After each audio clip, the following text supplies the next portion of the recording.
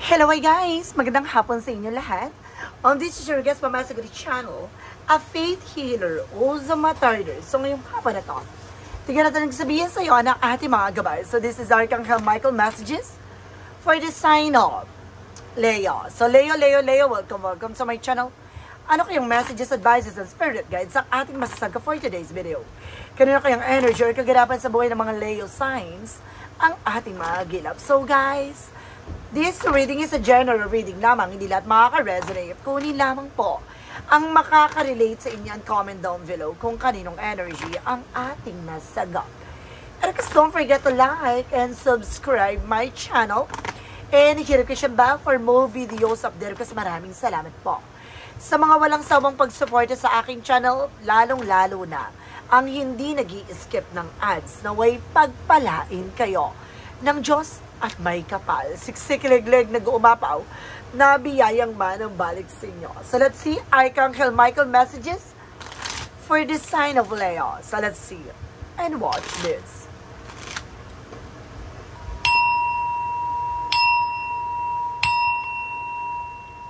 Ano kaya kaganapan sa buhay ng mga Leo signs ang ating mga ganap? Ito na, bubungkalin natin at bubulubugin natin ang buong pagkatao mo. Ito na, let's watch this. Archangel Michael messages for the sign of Leo. Ilatag na natin to. Ito na, this is something guys with you created this situation and you have the power to change it. Na some of you guys, ikaw ay naglagay sa sitwasyon mo, ikaw ay makakagawa ng paraan para makalaya ka dyan. No? Kumbaga ikaw ay naglagay sa sarili mong kay hinatnan. So, kaya kailangan maging aware ka na with your action and movement. No? Some of you guys, no, inabuso. No? Niloko, tinraidor. Dahil din sa pagiging mabait at pagiging mapagmahal o matulungin mo. No? Depende yan kung ano yung naging scenario or eksena mo dito. Let's see what is additional messages. And forgive yourself if you've done nothing wrong. Napatawarin mo yung sarili mo, walang ginawang mali. No? No, ibig sabihin dito, kailangan mong magkaroon ng respect sa sarili mo. Masyado ka kasing nagtodo bigay, no? Masyado mo kasing inopen yung sarili mo, at masyado ka naging transparency, kaya parang nagamit ka at the same time, no? Naloko ka, tinraidor ka, pinagdaroan ka, ginangster ka, lahat na lang, no? Maaring, kumbaga dahil din niya sa pagiging mabuting tao mo sa kanila, no? Kumbaga, hindi mo akalain na magiging ganun pala sila sa'yo. So, let's see guys, what is additional messages? Now, with an angel spirit for the tignan naman tayo with the Archangel Michael, additional. See, I told you, be gentle with yourself. Diba? Maging, ano ka sa sarili mo, mahinahon, no? Alagaan mo yung sarili mo, mahalin mo yung sarili mo. No, pinipressure mo kasi yung sarili mo, or kumbaga pinipilit yung sarili mo, no, sa mga bagay o tao na yan, na hindi nakita yung worth mo. Diba? May mga taong ganyan. And there's request honor and trust your feelings. Some of you nakaranas na nag-feeling. No, nakaranas na ng kakaibang pakiramdam. Pero hindi ka kasi hindi mo pinakinggan. No, hindi mo sinunod yung sinasabi ng ating Archangel Michael. No, nagkaroon ka na ng intuition, vision, no, pero hindi ka any actions, no? Hindi ka talaga nag-take ng any actions. What is additional messages? And your home is protected by angels. No, protektado naman daw ng ating mga gabay ang inyong tahanan. No, ginagabay at pinoproteksyon ng to ni ating Archangel Michael. So, let's see. What is additional messages? And go forward fearlessly. So, see, magpatuloy ka na walang kinakatakutan, walang kinikilingan. Ganon. Kailangan palaban ka. Alisin mo yung takot at pangamba. So, let's see. Paano natin to hihimay-himayan at paano natin to i-elaborate sa inyo? Ano pa kaganapan sa buhay mo ang matutumpak at tutugma sa buong pagkatao mo? Angels, Spirit, please give information po. There's a Three of Pentacles. Collaborations. No? Some of you, kailangan nyo ng connections. No? Socialize na maayos. Makipag-coordinate na maayos. Some of you guys, na meron talagang events or something, transaction na nangyari. No? May nakikita rin ako dito mga binyagang kasal, ganon. Now, there's something contract.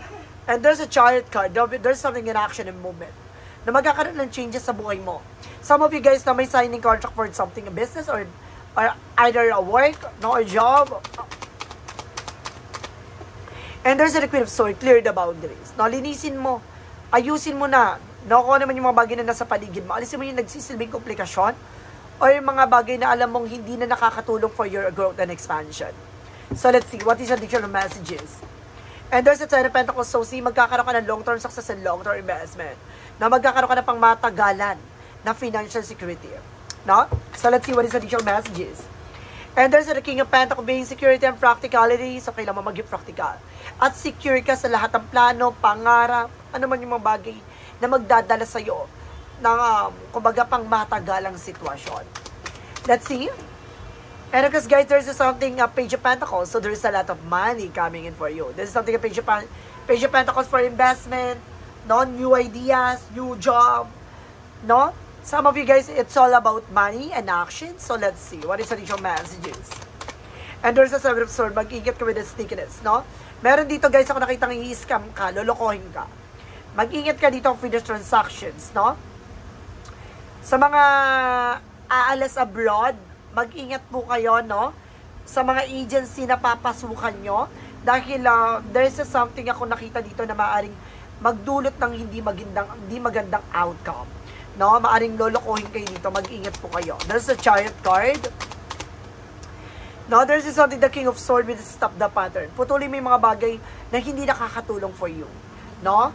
Yung mga bagay na alam mong wala nang changes, no? At wala nang nangyaring movement, no, sa buhay nyo. Putulin mo na yan. And there's something, the Moon card for a truth reveal. Lahat ng katotohanan dito, unti-unti mo na matutuklasan, malalaman. No? Ngayon, magsiset ka na ng solid boundaries para hindi ka na napapasukan ng kahit anong negative. Some of you nananaginip ka pa sa madaling araw. No? Ang dami tumatakbo sa utak at isip mo na kung ano-ano. No? Ngayon, lilimitahan mo na yung mga, kumbaga, negatibo. No? Lalo-lalo na yung mga chismis na na-attract mo. Mag-ingat po kayo dyan.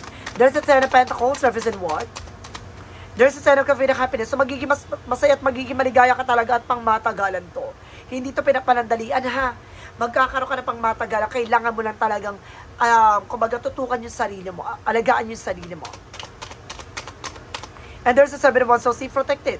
I-secure mo at protektahan mo. No, ang alin?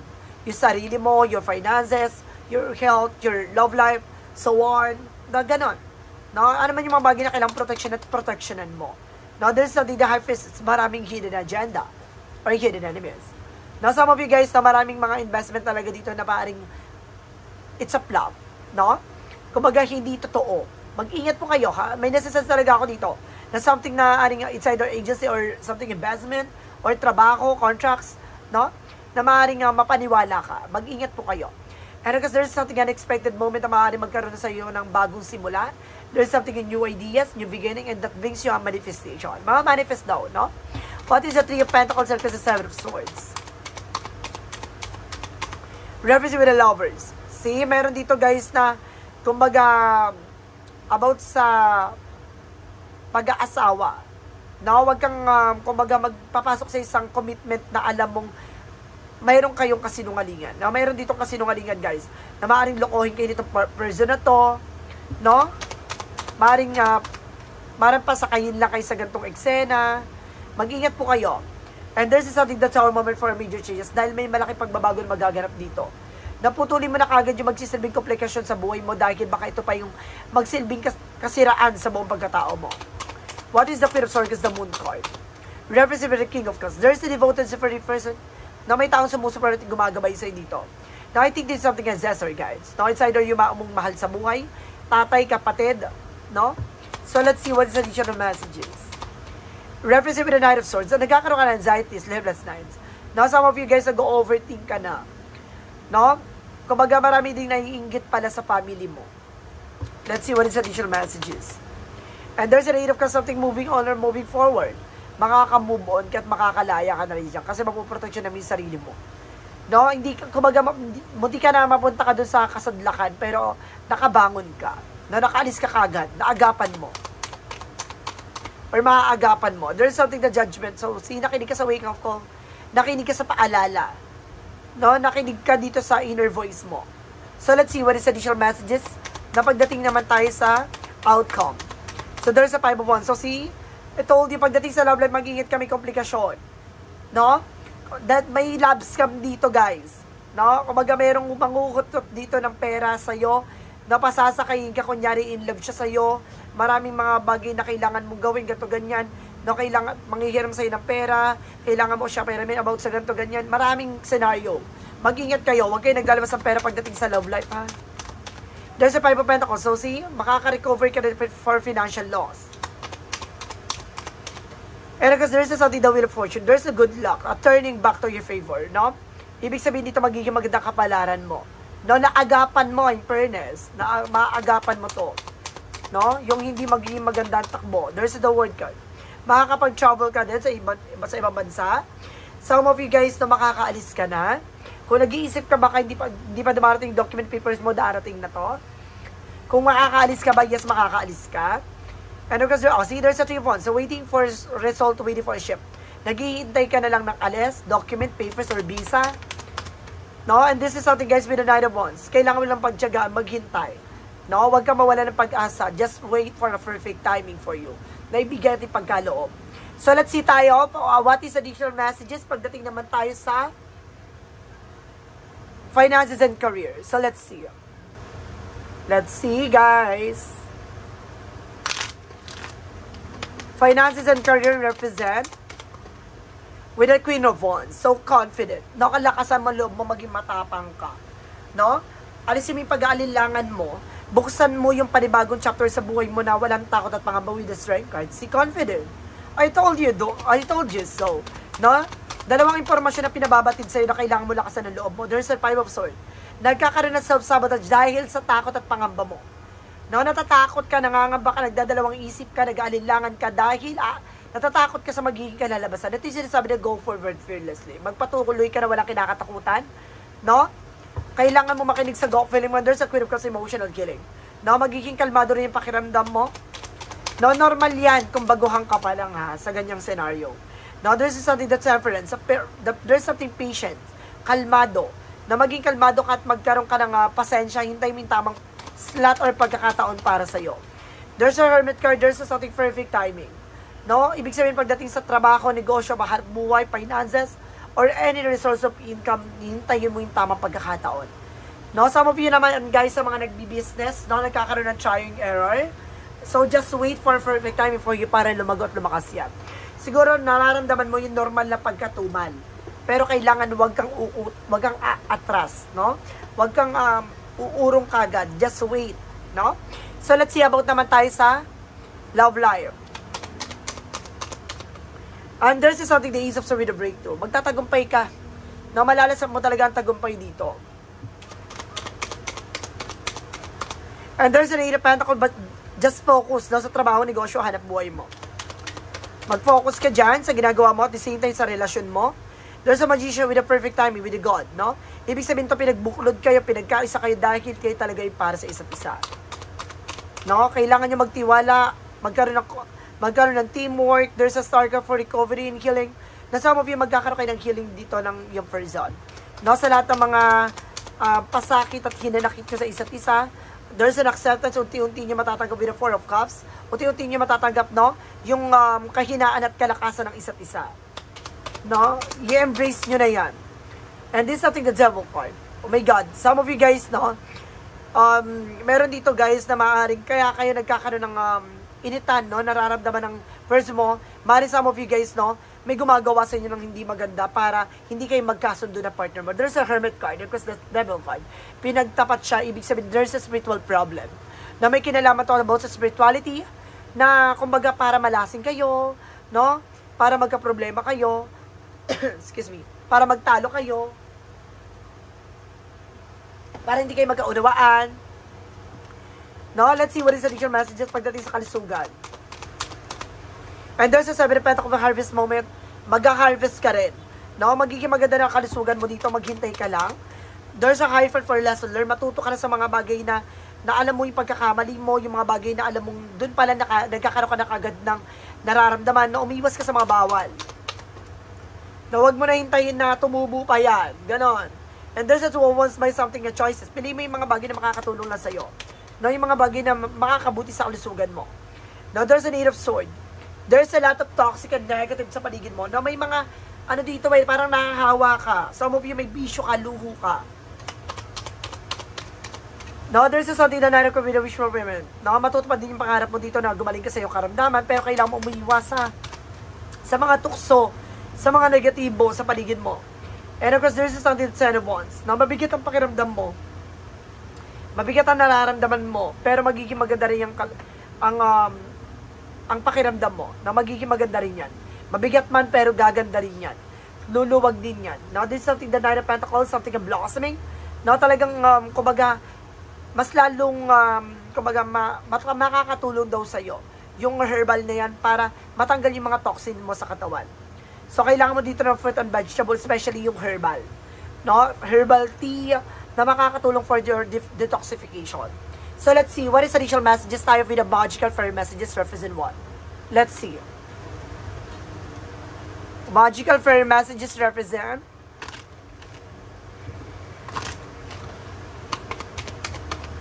okay, so this is something great. Love life.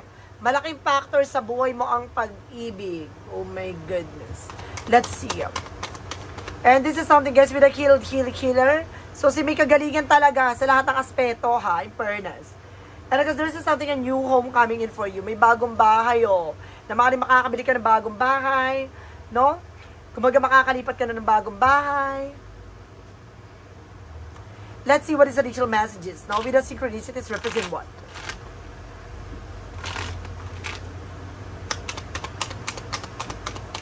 And there's a visions. No? There's a visions na maaaring makikita mo lahat ng mga bagay-bagay sa buhay mo, sa mga nangyayari sa'yo.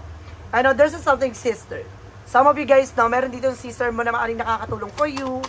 No? May gumagabay sa'yo dito with your sister. There's something in finder of the lost things. Na may mga bagay dito na nawala, may mga bagay na nakikita mo na yung halaga, no? Kumbaga, kung hindi kasi mawawala isang bagay, hindi mo makikita yung halaga niya. So, kailangan mong i-appreciate yung mga bagay-bagay. So, let's see what is the Yin and Yang Oracle card. And there's a pass and luck, no? Ibig sabihin dito, guys, na wala na kayo for suffering, no? There's something a flow, dadaloy na yung eksena na to, unti-unti na magdadala ng stability sa inyo. Just wait for perfect timing for that. Dadaloy din yan ang ginahawa. And of course, this is something, the sun, empowerment, o binibigyan ka ng lakas ng loob, no? Na magkakaroon ka ng bagong simula. Magtiwala ka lang. With the romance angels, with the mystic love oracle there.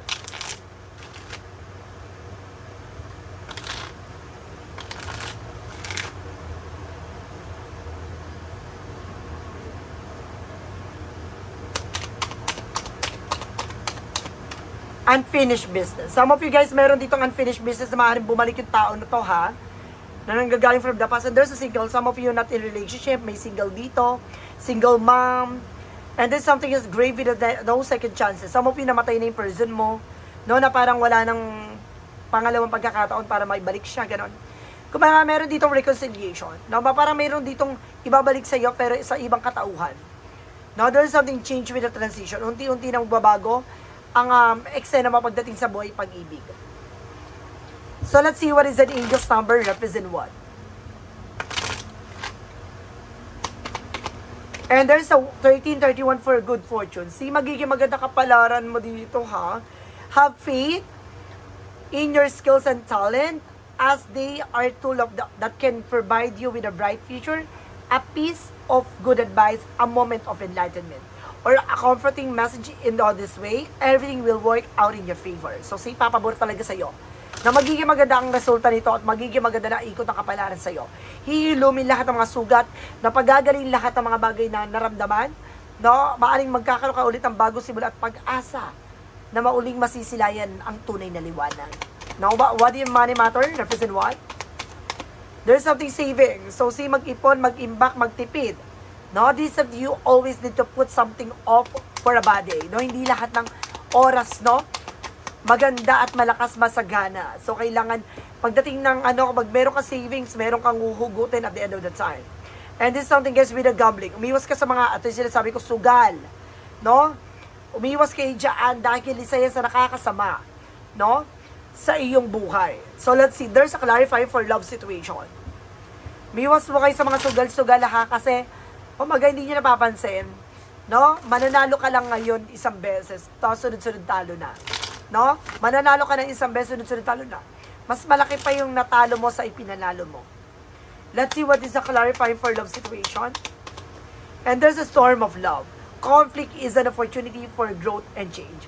So see, kumbaga sa buhay natin, no? Pagdating sa buhay natin, sa pag-ibig, kumbaga meron dyan na komplikasyon.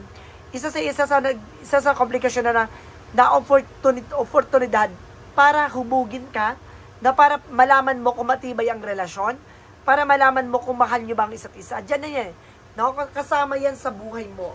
No? Na pagdating sa pag-ibig, pagdating sa pagmamahal, isa sa magandang oportunidad yung mga nangyaring komplikasyon. Dahil sinubok kayo, pinatatag kayo niyan, at diyan kayo hinubog ng buong pagkatao nyo. So let's see what is the path of the light. Represent what? The path of the light represent.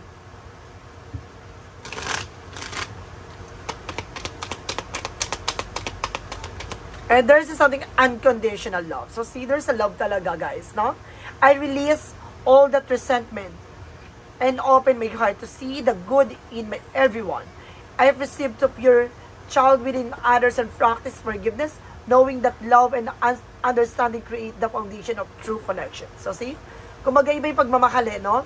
Kumbaga kahit nagalit ka, pero inaasikaso mo pa rin, no? Kahit nagalit ka, iba pa rin yung pagmamahal mo, no? And because this is something in light, no? Bibigyan liwanag talaga, no? Ang buhay mo. I am committed to self-improvement, embracing all that life brings with an open heart.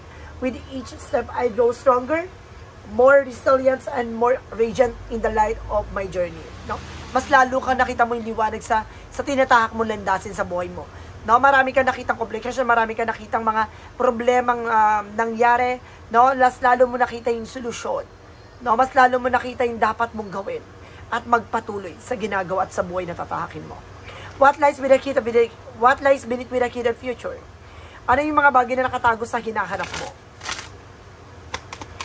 Ito yung mga bagay na nakatago na kailangan mo siguro solusyonan. Hater. Some of you maraming inggitera. Na sa buhay mo, hindi mawawala yung mga inggit at ngit-ngit, no, sa puso ng mga ibang tao, lalo-lalo na kung masaya at maganda na ang sitwasyon mo. Marunong kang dumedma. Hindi mo kailangan i-pursue or something na parang ipakilala yung sarili mo or kumbaga ipilit yung sarili mo sa kanila. No? Bagkus kailangan mo dumistansya, na bigyan ng kalayaan ng sarili mong maging masaya. What is the shadow works? Represent what? Unknown. No? Surrender, curiosity, and faith. No? Ibig sabihin dito, guys, no? Ibig sabihin, may mga bagay na hindi mo pa alam. Kailangan mo pakawalan at bitawan para may mga bagay na matutunan ka at ipagkaloob na lang sa ating Panginoon yung mga bagay na karapat-dapat ba sa'yo. No? Hindi mo kailangan kontrolin o hindi mo kailangan pilitin. Just spread it out. No? And this is something, guys, with yes or no question with a pick a card. So, guys, mag-isip na kayo ng questions nyo. Then, of course, pipili kayo dito ng answer. No? And, of course, start with the number 1. No? Kung yun yung napili nyo, magpipick tayo with the number 1. No? At yung pangalawang babagsak kayo yung number 2. No? Yung pangatlo yun yung number 3. So, pumili na kayo, guys. 1, 2, 3. Okay. Mag-isip na kayo. Eto, let's proceed na tayo with the number 1.